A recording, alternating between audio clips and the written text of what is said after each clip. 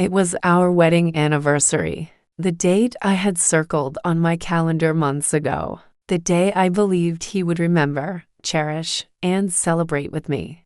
I spent the whole afternoon cooking his favorite meal, roast chicken with herbs, mashed potatoes, and a chocolate cake. I even set the table with candles, something I hadn't done in years. I wore the dress he once said I looked beautiful in. And then I waited. 1 hour, 2 hours, 3. The food went cold. The candles burned down halfway. But I still waited.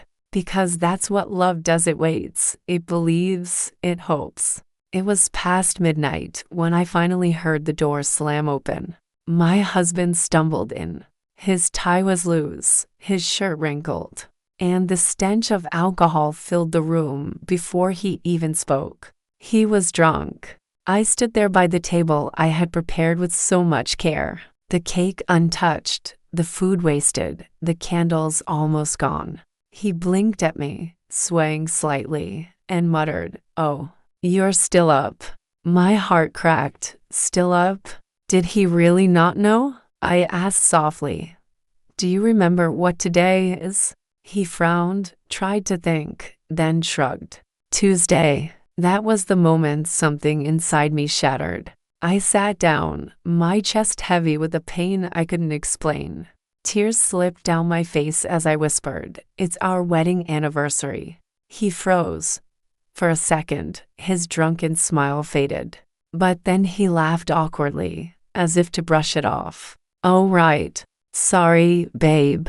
I'll make it up to you tomorrow." Tomorrow, always tomorrow. I looked at the table, cold dinner, burnt-out candles, a cake no one would eat. And I realized it wasn't just about tonight.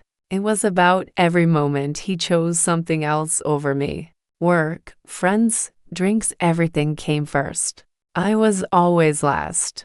People think loneliness means being alone. But the deepest loneliness is being next to someone who makes you feel invisible. I thought back to the girl I once was, the bride who believed in promises, who believed she would be cherished. Where did she go? When did I become just a shadow in his life? He fell asleep on the couch that night, too drunk to care. I covered him with a blanket, even though my heart was breaking, because that's what I always did. I cared, even when he didn't. The next morning, he came into the kitchen, holding his head from the hangover. He saw the mess on the table, the dried up food, the untouched cake. And for a moment, guilt flickered in his eyes. "Emily, I'm sorry," he muttered. "Work was stressful. The guys dragged me out. I lost track of time." I looked at him, my voice steady but tired. "You didn't just lose track of time. You lost track of me." He didn't answer. Silence filled the room, heavier than any argument. That day, something changed inside me. I stopped waiting for him. I stopped cooking dinners he wouldn't eat. I stopped circling dates on calendars he'd never remember.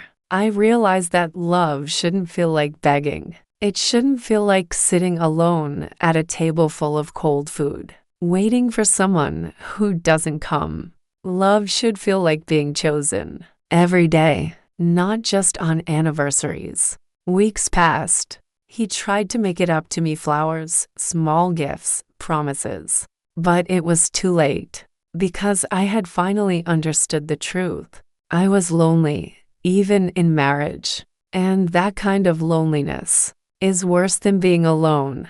One evening, I looked at him across the room and said softly, "Do you know what hurts the most?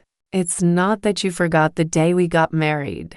It's that you forgot me long before that." He didn't argue. He didn't deny it. He just lowered his head because he knew it was true.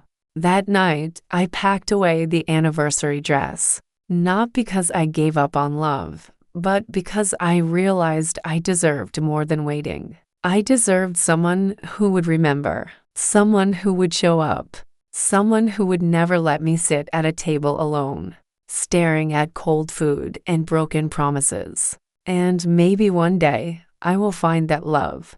But until then, I will choose myself. Never forget the person who waits for you, cooks for you, loves you. Because when love is ignored long enough, it doesn't die with anger, it dies with silence.